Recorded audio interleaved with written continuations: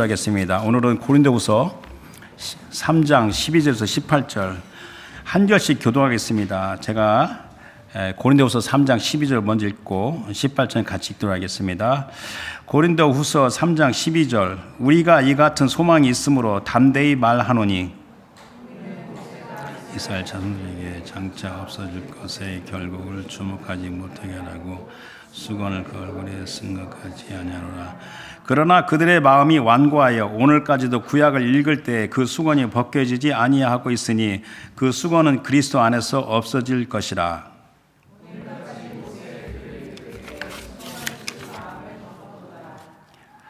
그러나 언제든지 주께로 돌아가면 그 수건이 벗겨지리라.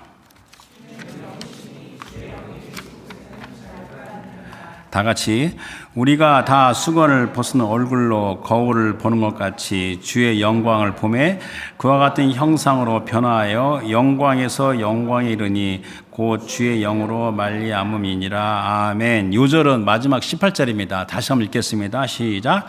우리가 다 수건을 벗은 얼굴로 거울을 보는 것 같이 주의 영광을 보매 그와 같은 형상으로 변화하여 영광에서 영광에 이르니 곧 주의 영으로 말미암음이니라. 아멘. 자리에 앉으시기 바랍니다. 2025년 성령 강림주일이 6월 둘째 주일 6월 8일인데 오늘이 그 강림절 이후 넷째 주일입니다. 그래서 저는 이제 개인적으로 이제 오늘까지 성령 강림은 좀 이상하지 않습니까? 원래 우리 성령은 하나님은 무소부지하신 하나님이신데 성령의 강림, 성령의 오심이 무엇일까? 거기에 특별한 의미가 있습니다. 그래서 계속해서 성령의 오심의 그 의미와 중요성을 우리가 생각해 봅니다. 성령은 삼위일체 하나님의 제3위격, person, the third person 이시며 하나님의 아들 그리스도와 동일한 보혜사이십니다.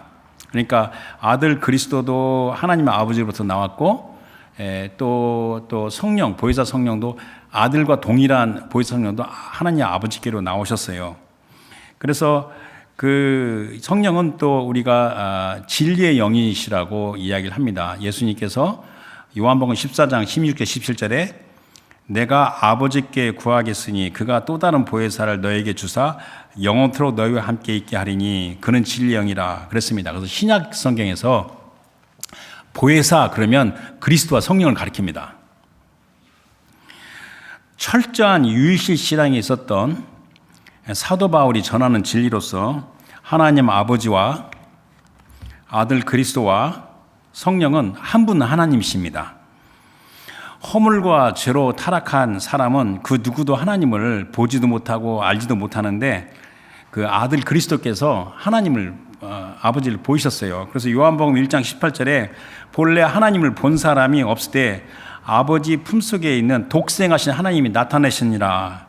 그리고 성령은 그리스도의 영이시고 또 하나님의 영이신데 성령은 믿는 자들에게 오직 아들 그리스도를 나타내십니다. 그리고 참되고 유일하신 참 하나님을 증거합니다. 그래서 사람이 성령의 진리와 은혜로 알고 체험하는 하나님은 삼일체 하나님입니다. 굉장히 중요합니다. 사람이 성령께서 증거하시는 진리와 은혜로 체험하는 하나님은 삼일체 성령, 성부, 성자, 성령 한 분 하나님이십니다. 근데 이게 삼일체 하나님은 인격체세요. 그 person, the three person이죠. person이라는 것은 인격체고 인격체는 이렇게 소통하는 겁니다. 하나님께서 사람과 함께 소통하시는 겁니다. 자기 백성과 소통하시는 겁니다. 그리고 그 하나님은 만복의 근원이시고 모든 의의 근원이십니다. 그래서 첫 번째 보고 싶은 성경은 고린도후서 13장 13절입니다. 이게 이제 우리 예배 때 축도하는 건데 주 예수 그리스도의 은혜와 하나님 아버지의 사랑과 성령의 교통하심이 너희 무리와 함께 있을지어다. 이 순서도 중요해요. 그리스도 안에서 은혜가 있고 그 은혜에서 하나님의 사랑을 깨닫고 하나님 사랑 안에서 하나님과 교통하는 겁니다. 이거 순서도 굉장히 중요합니다. 또 디도서 2장 13절에서 14절 말씀 보도록 하겠습니다. 복스러운 소망과 우리의 크신 하나님 구주 예수 그리스도의 영광이 나타나심. 그러니까 우리가 복스러운 소망과 그리스도 예수의 영광이 동격입니다. 이것을 나타나는 것을 기다리게 하셨어요. 기다리게 하셨는데, 근데 어떻게 기다리냐면 14절에 그가 우리를 대신하여 자신을 주심은 모든 불법에서 우리를 속량하시고 우리를 깨끗하게 하사 선한 일을 열심히 하는 자기 백성이 되게 하려 하심이라. 그러니까 우리가 복스러운 소망을 가지고 있고 인내를 하잖아요. 그 다음에 크신 하나님 구주 예수 그리스도의 영광이 나타나는 것을 기다리는 건데, 가만히 앉아서 기다리는 게 아니라 선한 일을 열심히 하는 그 백성으로서 기다리는 겁니다. 여러분들, 사람에게 성령이 오신다, 성령님이 강림하신다, 이것은 하나님의 선물입니다. 가장 놀랍고 소중한 선물이며, 또 이 하나님의 선물인 성령을 받으면 그리스도의 증인으로서 열매를 맺게 하는 은혜입니다. 그래서 사도행전 1장 8절에 예수님께서 승천하시기 직전에 오직 성령이 너에게 임하시면 너희가 권능을 받고 예루살렘과 온 유대와 사마리아와 땅끝까지 이르러 내 증인이 되리라 하시고 하시니라. 그랬고 이제 그 오순절 성령 강림 이후에 사도행전 2장 38절에 베드로가 성령 충만해서 설교를 하는데, 그때 이렇게 말합니다. 베드로가 이르되 너희가 회개하여 각각 예수 그리스도의 이름으로 세례를 받고 죄사함을 받으라. 그러니까 회개한 것은 마음을 바꾸는 거죠. 그러니까 예수님 영접한 거죠. 그러니까 세례를 받는 거죠. 그리하면 성령의 선물을 받으니, 성령은 선물이니까 하나님 선물이거든요. 이게 도레아, 헬라어로 도레아라는 단어인데 이게 선물이에요. 선물은 값없이 주는 겁니다. 대가를 지불하고 주는 건 선물이 아니에요. 값없이 성령의 선물을 받으니. 자, 이제 중요한 포인트는 뭐냐면 사도 바울의 사역의 핵심은 그리스도 안에서 구원입니다. 근데 그 그리스도 안의 구원은 하나님의 은혜의 성령으로 행하는 것입니다. 그래서 사도 바울의 핵심은, 사도의 사역의 핵심이 뭐냐면 구주 예수 그리스도를 증거하시는 성령의 실제가 reality, existence. 그러니까 성령의 실제가 뭐냐면요, 예수 그리스도를 증거하는 거예요, 우리 안에서. 그러니까 성령의 실제를 삶에서 구현하는 것이 그게 핵심입니다. 사도 바울 자신도 주 예수 그리스도의 충실한 증인으로서 처음부터 끝까지 성령의 권능과 체험이 핵심이었습니다. 그래서 사도행전 20장 21절과 24절을 천천히 보도록 하겠습니다. 자, 사도행전 20장 21절은 사도 바울이 지금 말하는 거죠. 자, 유대인과 헬라인들에게, 모든 사람에게 하나님께 대한 회개, 하나님에 대해서 하나님은 한 분 하나님이시며 유일하신 하나님, 회개의 마음을 바꾸는 거예요. 그리고 두 번째가 우리 주 예수 그리스도에 대한 믿음을 증언하는 거예요. 사도 바울의 사역은 하나님께 대해서 회개하라, 그리고 예수 그리스도에 대해서 믿음을 가지라, 그겁니다. 그러면서 그 다음 말이 22절에 보라, 이제 나는 사도 바울이 성령에 매여 예루살렘으로 가는데 거기서 무슨 일이 당할는지 알지 못하노라. 오직 성령이 각성해서 내게 증언하여 결박과 환난이 나를 기다린다 하시나, 내가 달려갈 길과 주 예수께 받은 사명, 하나님의 은혜의 복음을 증언하는 일을 마치려 하면은 나의 생명조차 조금도 귀한 것으로 여기지 아니하노라. 여러분들 초대교회 있죠? 초대교회 예루살렘의 교회는 거의 대부분 유대인이었어요. 유대인의 공동체고, 또 사도들 있지만 특별히 사도 바울, 이 초대교회와 사도 바울에게 성령의 오신 것이 무슨 의미가 있냐? 이것은 굉장히 중요한 거예요. 자, 구약에서 이스라엘 백성이 반역하고 죄악으로 말미암아 여호와 하나님이 떠나셨는데, 성령이 오셨다는 것은 그 떠나셨던 여호와 하나님이 다시 돌아오셔서 임재하심을 가리키는 겁니다. 사람에게 성령이 임하셨다는 것은 뭐냐면 잃어버렸던 하나님의 임재하심을 회복하는 유대인의 소망의 성취입니다. 말라기 선지자 이후에 그리스도 오실까지 그 신구약 400년 동안에 유대인들이 목 놓아 기다린 것이 그 언약의 성취인데, 그 언약의 성취가 뭐냐면 여호와 하나님 돌아오십시오, 그겁니다. 그러니까 사람에게 성령이 임했다는 것은 잃어버렸던 하나님의 임재하심이 회복되는 유대인의 소망의 성취입니다. 따라서 바울은 성령이 임한 믿는 자들을 성전의 개념으로 강조했습니다. 그러니까 공동체적으로 또 개인적으로 임하신 성령은 하나님의 그 개인적 personal presence, 하나님의 개인 임재심으로 성전 이미지입니다. 그래서 초기 그리스도인 성도들은 초기 그리스도의 성도들은 하나님에 대한 이해는 바로 삼일체 하나님, 성부, 성자, 성령 하나님이었습니다. 그래서 고린도전서 3장 16절 보도록 하겠습니다. 너희는 너희가 하나님의 성자인 것과 하나님의 성령이 너희 안에 계신 것을 알지 못하느냐 그랬고, 그 다음에 바로 그 고린도전서 그 뒤에 그 6장 19절에 이렇게 말했습니다. 너희 몸은 너희가 하나님께로 받은 바 너희 가운데 계신 성령의 전, 그러니까 성령의 전이 아빠 말하는 하나님의 전이에요. 동격입니다. 성령의 전인지 알지 못하느냐? 너희는 너희 자신의 것이 아니라. 그러면서 예수님께서도 그 일찍이 요한복음 2장 19절 21절에 이렇게 말씀하셨어요. 예수께서 대답하여 이르시되 너희가 이 성전을 헐라. 이 성전은 예루살렘의 헤롯 성전이죠. 내가 사흘 동안 일으키리라. 유대인들 이르되 이 성전은 46년 동안의 지었건을 네가 3일 동안에 일으키겠느냐 하더라. 그러나 예수는 성전된 자기 육체, 성전된 자기 몸은 이제 교회죠. 그리스도 몸은 교회잖아요. 성전된 육체를 가리켜 말씀하신 것이라. 그래서 사람에게 성령이 강림하신다, 성령이 오신다는 것은 하나님의 임재하심이 회복되고 성전이라는 의미인데, 근데 이 성령의 오심은 이제 나라와 민족을 차별하지 않습니다. 그래서 아까 제가 사도행전 2장 38절을 제가 베드로 설교 이야기했는데 바로 39절에 또 베드로가 이렇게 이야기했어요. 이 약속은 너희와 너희 자녀와 모든 먼 데 사람 곧 우리 하나님이 얼마든지 부르신 자들에게 하신 것이라 하고, 그러니까 성령의 임하심으로 모든 나라와 민족에서 주의 이름을 위하여 예배하는 하나님의 백성이 등장하는 겁니다.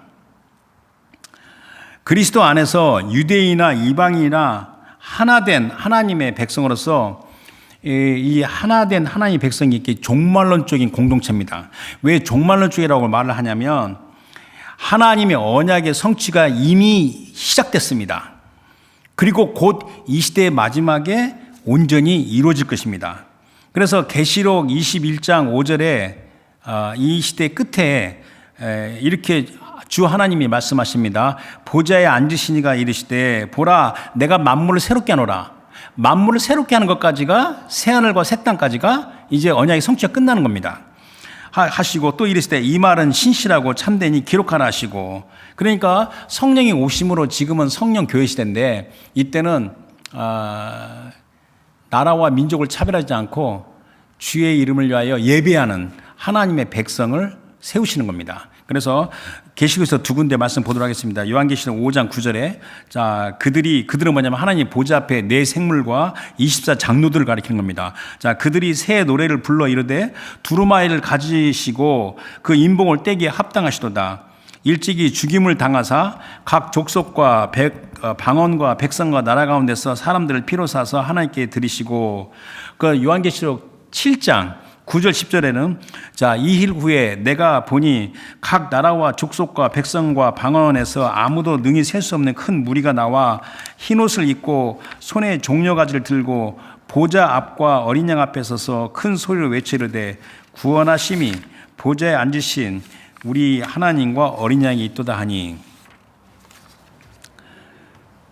자 이제 종말론적인 공동체가 하나님의 백성인데, 자, 이 하나님의 백성에게는 이제 성령의 공동체를 이야기했죠, 앞에서. 그러니까 성령으로 증거된 하나님의 영광이 있어요. 그래서 우리 아까 기도할 때도 첫 번째 하나님 영광을 보게 하소서, 주를 더 알게 하소서 그런 기도를 했잖아요.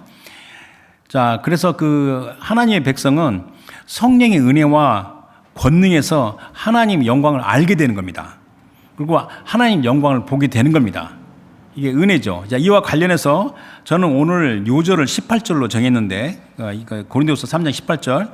자, 우리가 다 수건을 벗은 얼굴로 거울을 보는 것 같이 주의 영광을 보매 그와 같은 형상을 변하여 영광에서 영광 이르니 주의 영으로 말미암으니라.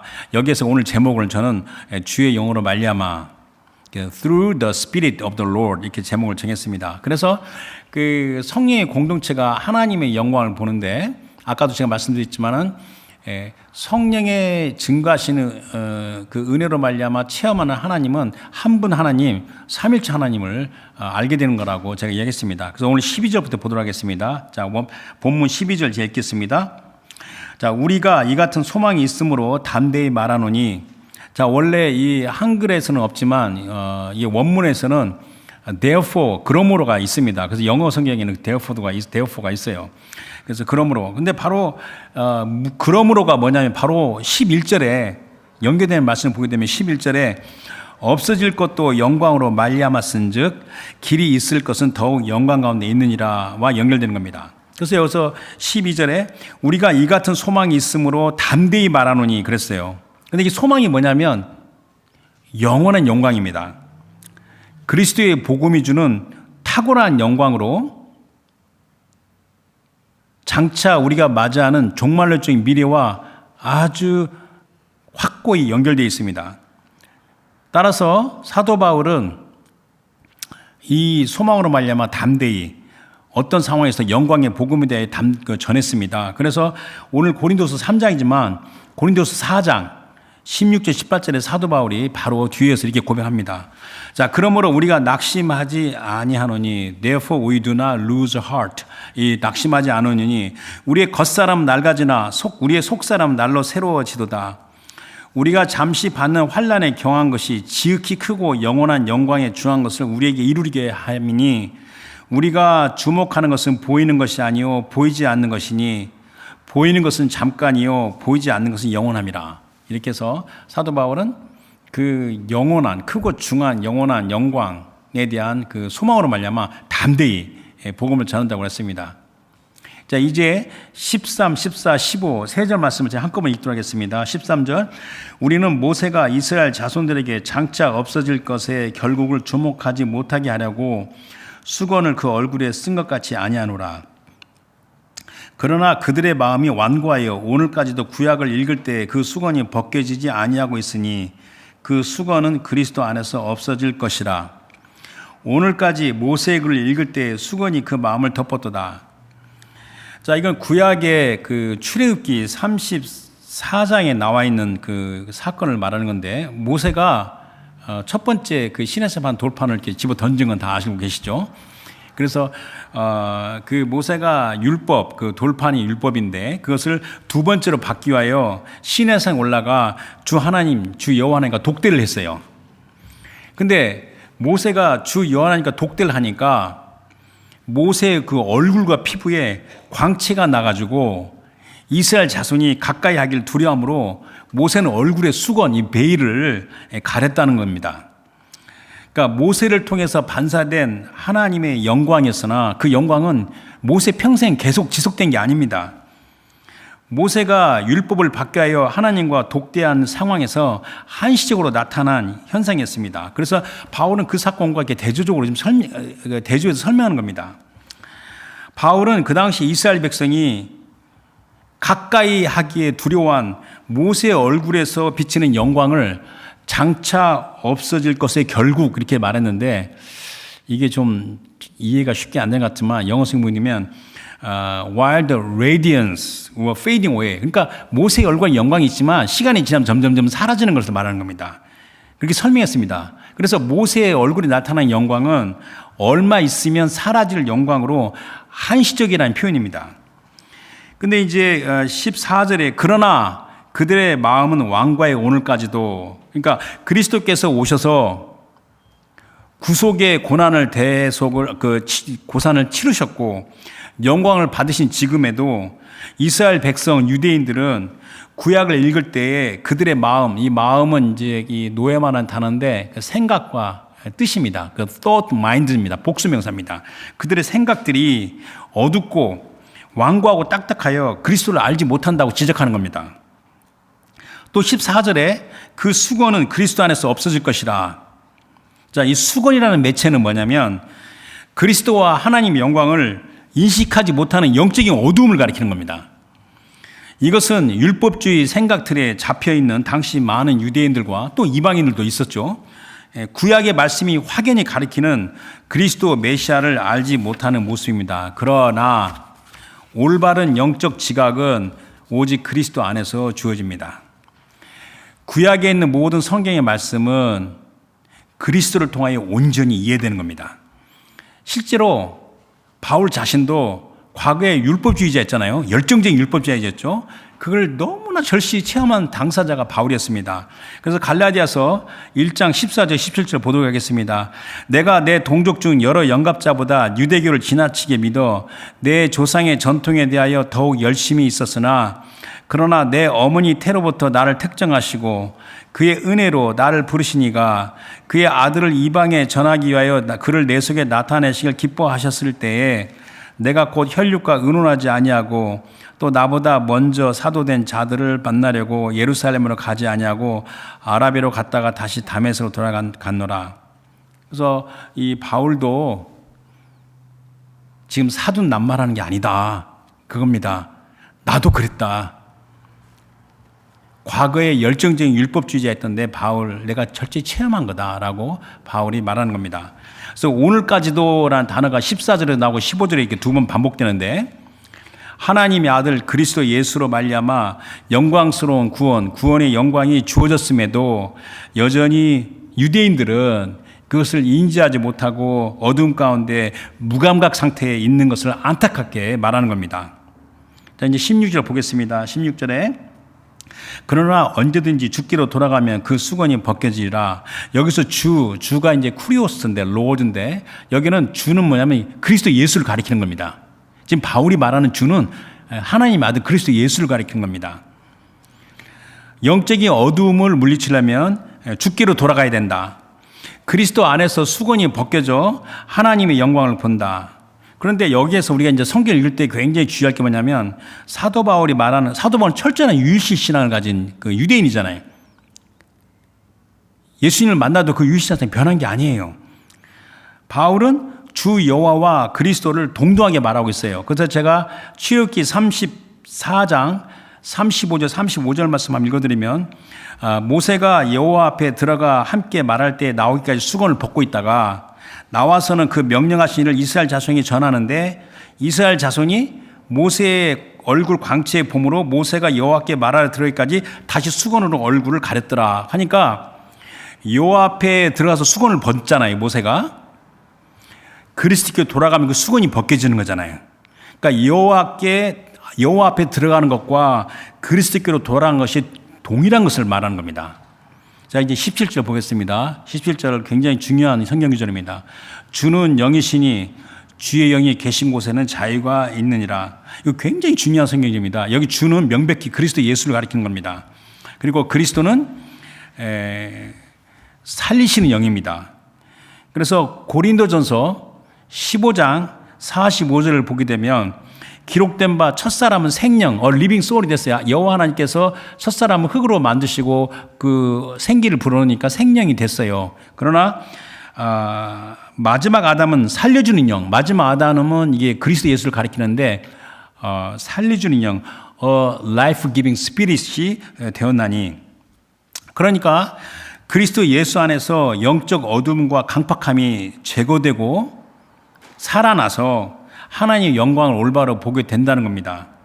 그리고 모든 두려움과 열등감을 극복하고 자유롭고 담대히 하나님께로 나아가는 겁니다. 이것이 그리스도의 그 십자가의 대속의 보혈, 피가 있죠. 그리고 그 피를 증거하는 주의 영, 그리스도의 영, 성령으로 이루어진 겁니다. 그래서 주의 영이 계신 곳에서는 자유함이 있다, 자유가 있다 하는 겁니다. 그래서 이와 관련해서 히브리서에 있는 말씀을 두 군데를 보고 싶은데 히브리서 4장 15절 16절입니다. 우리에게 있는 대제사장이 그리스도죠. 우리의 연약함을 동정하지 못할 이가 아니요 모든 일에 우리와 똑같이 시험을 받으시니로되 죄는 없으시니라. 그러므로 우리는 궁일하심을 받고 때를 따라 돕는 은혜를 얻기 위하여 은혜의 보좌 앞에 담대히 나아갈 것이니라. 그러면서 히브리서 9장 14절 여러 번 인용했죠. 설교 중에 하물며 영원하신 성령으로 말미암아 흠없는 자기를 하나님께 드린 그리스도의 피가 어찌 너희 양심을 죽은 행실에서 깨끗하게 하고 살아계신 하나님을 섬기게 하지 못하겠느냐. 이제 요절 18절을 보면서 우리가 오늘 말씀의 그 핵심을 한번 정리해 볼 필요 있습니다. 자, 요절 18절입니다. 우리가 다 수건을 벗은 얼굴로, 그러니까 죽기로 돌아가게 되면 수건이 다 벗겨지는 거잖아요. 우리가 다 수건을 벗은 얼굴로 거울을 보는 같이 주의 영광을 보매 그와 같은 형상으로 변화하여 영광에서 영광에 이르니 곧 주의 영으로 말미암음이니라. 자, 우리의 얼굴을 가린 수건이 바로 영적인 어두움과 강팍함인데 이것이 그리스도 예수로 말미암아 벗겨 내버려진다. 그런데 지금은 아직 정하신 때가 아니다. 예수님이 아직 재림이 아니잖아요. 지금은 곧 오시겠지만은 지금은 정하신 때 예수님의 재림이 아니어서 직접적으로 주님을 독대하며 선명하게 보는 것이 아니지만 지금은 거울을 보는 것 같이 그리스도의 영광을 본다. 로마서 8장 18절에 또 바울이 이렇게 이야기했어요. 생각하건대 현재의 고난은 장차 우리에게 나타날 영광과 비교할 수 없도다. 지금 주의 영광을 보더라도 우리가 나중에 선명히 볼 영광은 아니라는 거죠. 거울 보는 것처럼 본다는 거죠. 그러면서 요한 1서 3장 2절에 사도 요한이 사랑한 자들아 우리가 지금은 하나님의 자녀라 장래에 어떻게 될지는 아직 나타나지 아니하였으나 그가 나타나시면 우리가 그와 같을 줄 아는 것은 그의 참모습 그대로 볼 것이기 때문에 그렇다라고 이야기했습니다. 자, 그러니까 주의 영, 성령으로 비록 거울을 보는 것 같지만 그리스도의 영광을 보는 것이 곧바로 하나님을 보는 겁니다. 그래서 골로새서 1장 15절에 그리스도를 가리키면서 그는 보이지 아니하는 하나님의 형상이시요 모든 피조물보다 먼저 나신 이시니 또 히브리서 1장 3절에 그 하나님의 아들인데 아들은 하나님의 영광의 광채시요 그 본체의 형상이시라. 그의 능력의 말씀으로 만물을 붙드시며 죄를 정결하게 하는 일을 하시고 높은 곳에 계신 지극히 크신 그 우편에 앉으셨니라. 그리고 여기 18절에 주의 영광을 보매 그와 같은 형상으로 변화하여 영광에서 영광에 이른다. 이건 뭘 가리키냐면 성도의 성화, sanctification과 영화, glorification을 가리키는 겁니다. 여기서 변화하여라는 이 헬라어 동사가 현재형인데 그러므로 그와 같은 형상으로 변하는 것은 계속해서 점진적으로 꾸준히 일어나는 변화를 말하는 겁니다. 그래서 이건 그리스도 형상으로 나아가는 변화입니다. 그런데 그리스도 형상으로 변하는 것은 단연코 이 사람의 능력이 아닙니다. 우리의 순종과 헌신에서 주 하나님, 즉 성령으로 행하시는 그 권능의 은혜입니다. 이와 관련해서 바울 서신에서 세 군데 보도록 하겠습니다. 로마서 8장 29절, 30절입니다. 하나님이 미리 아신 자들을 또한 그 아들의 형상을 본받게 하기 위하여 미리 정하셨으니 이는 그로 많은 형제 중에서 맏아들이 되게 하려 하심이니라. 또 미리 정하신 그들을 또한 부르시고 부르신 그들을 또한 의롭다 하시고 의롭다 하신 그들을 또한 영화롭게 하셨느니라. 그러면서 갈라디아서 4장 19절에 나의 자녀들아 너희 속에 그리스도 형상 이루기까지 다시 너희를 위하여 해산한 수고를 하노니 그랬고 우리가 잘 알고 있는 로마서 12장 1절 2절 말씀은 다시 한번 볼 필요 있습니다. 그러므로 형제들아 내가 하나님의 모든 자비하심은 너희를 권하노니 너희 몸을 하나님이 기뻐하시는 거룩한 산 제물로 드리라. 이는 너희가 드릴 영적 예배니라. 너희는 이 세대를 본받지 말고 오직 마음을 새롭게 함으로 변화를 받아 하나님의 선하시고 기뻐하시고 온전한 뜻. 이게 뭐예요? 그리스도 형상을 본받아 나가는 걸 말하는 겁니다. 하나님의 선하시고 기뻐하시고 온전한 뜻을 무엇이니 분별하라. 그리고 이제 오늘 제목이자 18절의 제일 마지막에 곧 주의 영으로 말미암음이니라. 이것은 뭐냐면 그 모든 것이 주의 영, 그리스도의 영, 성령으로 이루어진다라고 이렇게 말하고 있습니다. 제가 지난 메시지부터 여러 번 강조한 게 있었죠. 우리 주님은 그 본체가 하나님이신 아들이시라도 온 세상의 구원자로 이 세상에 계실 때 처음부터 끝까지, 그러니까 성육신부터 부활하실 때까지 철저히 성령으로 행하셨어요. 그래서 우리 주님은 성령의 사람으로서 모든 성도의 본 모델이 되시는 겁니다. 그래서 이제는 모든 그리스도인 성도들은 성령의 사람입니다.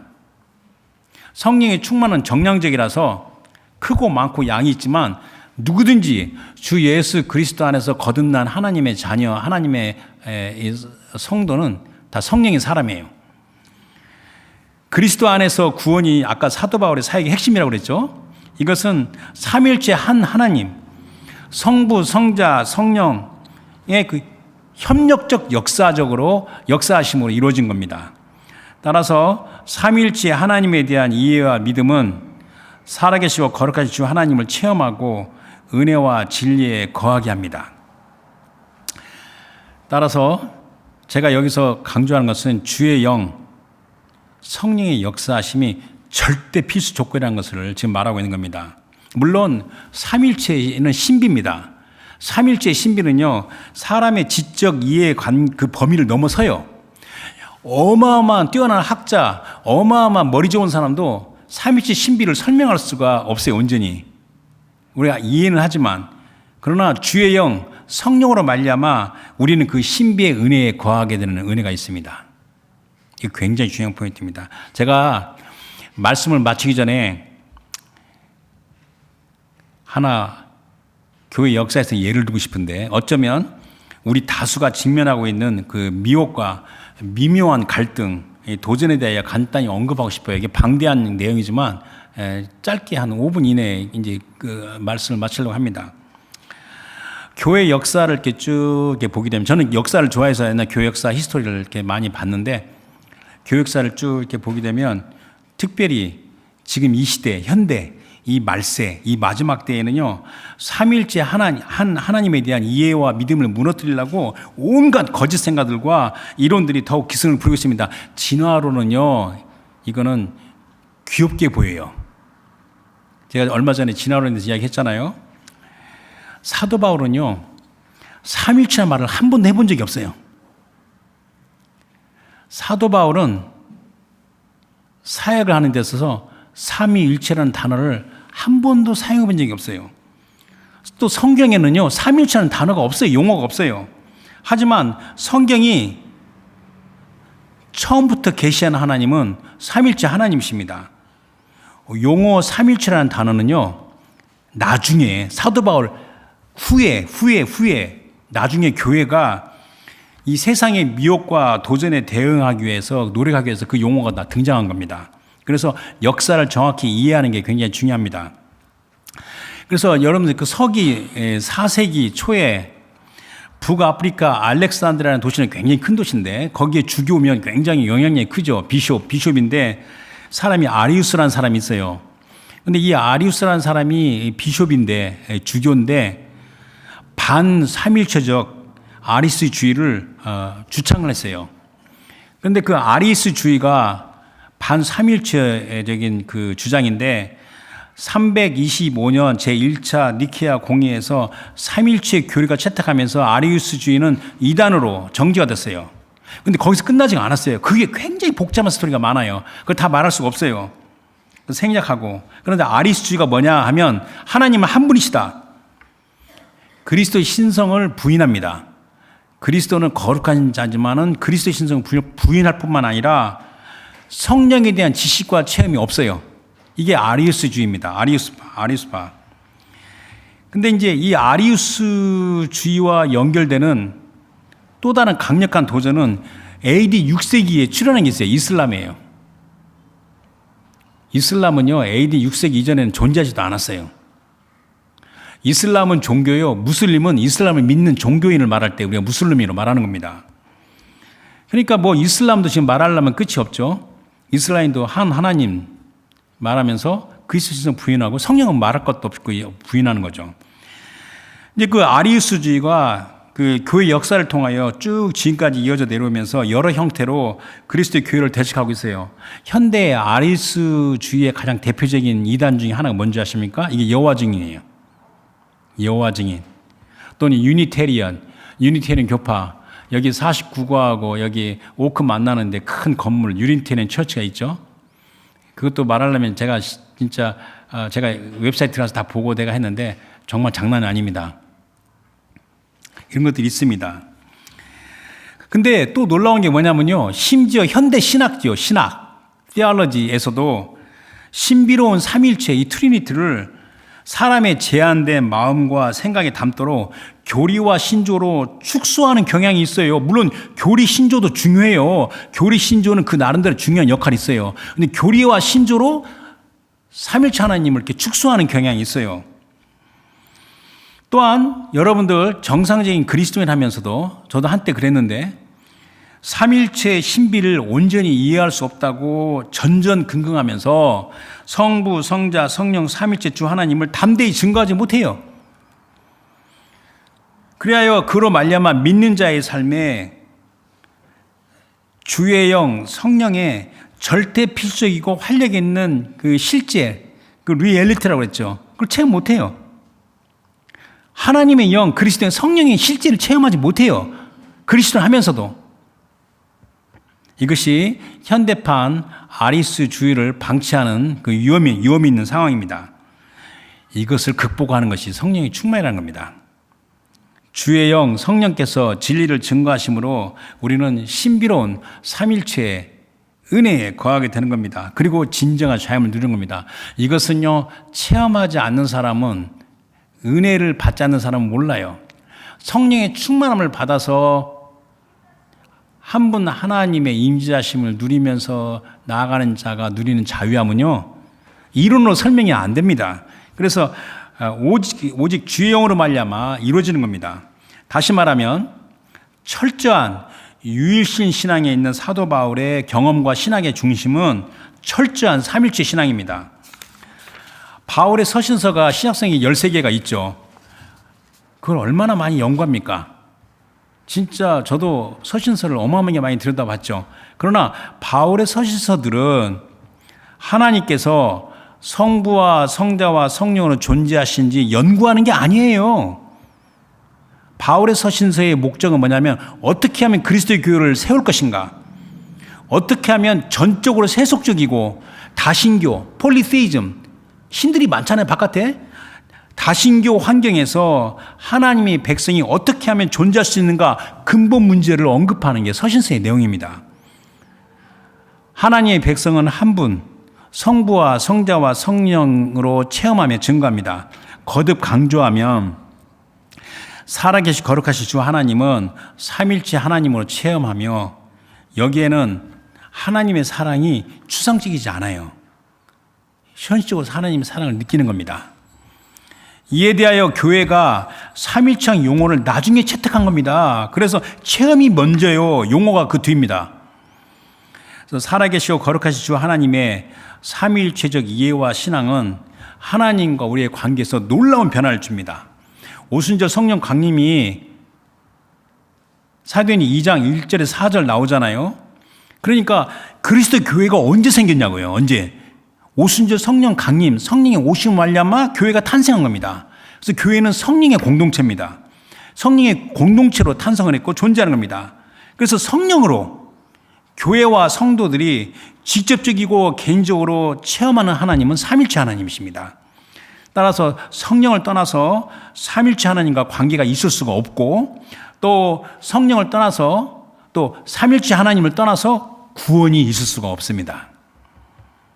그 모든 것이 주의 영으로 말미암아 이루어지는 겁니다. 그래서 고린도전서 2장 1절에서는 사도 바울이 오직 하나님이 성령으로 이것을 우리에게 보이셨으니 성령은 모든 것, 곧 하나님의 깊은 것까지도 통달하시니라. 그래서 마지막으로 고린도전서에서 말씀 두 군데 보고 마치도록 하겠습니다. 고린도전서 6장 11절입니다. 너희 중에 이 같은 자들이 있더니, 이 고린도 교회는 막 세속적이고 우상 숭배하고 막 도덕적, 물리적으로 문란한 사람이 많잖아요.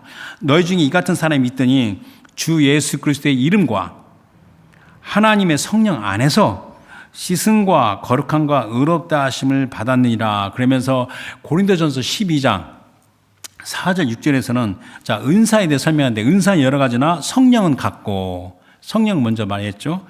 직분은 여러 가지나 주는 같고, 이 주는 이게 하나님 아들 그리스도를 가리키는 겁니다. 주는 같으며 또 사역은 여러 가지나 모든 것을 모든 사람 가운데 이루시는 하나님은 같으니. 그래서 주의 영, 성령의 증거는 온 세상의 구주 예수 그리스도이십니다. 그러니까 주 성령은 우리로 하여금 진리의 말씀에서 지혜와 명철을 가져서 우리의 구세주 예수 그리스도를 올바르게 알게 하시고 우리의 따르도록 인도하시며, 또한 성령은 우리로 하여금 올바르고 깊은 기도로 이끄십니다. 그래서 로마서 8장 26절에 이와 같이 성령도 우리의 연약함을 도우시나니 우리는 마땅히 기도할 바를 알지 못하나 오직 성령이 말할 수 없는 탄식으로 우리를 위하여 친히 간구하십니다. 그 오늘 메시지가 뭐냐면 우리 모두 성령으로 충만하자. 이게 오늘 메시지 결론입니다.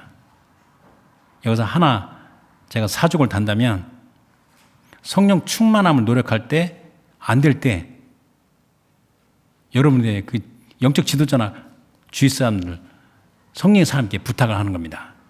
자, 우리 모두 성령 충만하자. 이 말씀을 생각하면서 오늘 주신 말씀 갖고 기도하겠습니다.